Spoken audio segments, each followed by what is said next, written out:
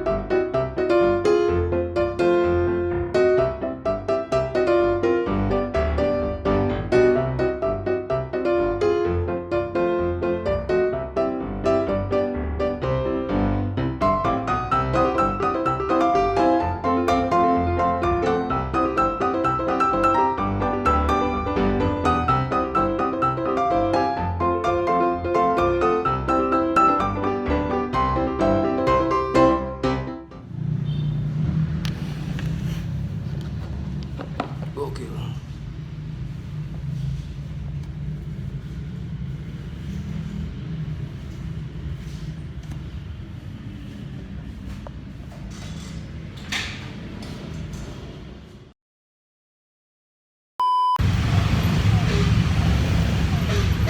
Mantap, selesai cukur rambut setelah 4 tahun gak pernah cukur rambut.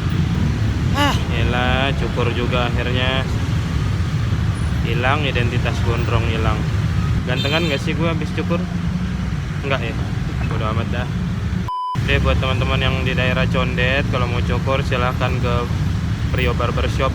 Posisinya ada di pertigaan itu, perempatan Jalan Gardu sama Batu Ampar. Jadi yang suka macet tuh, pokoknya persis sebelahnya Jalan Gardu, silakan kalau mau cukur-cukur.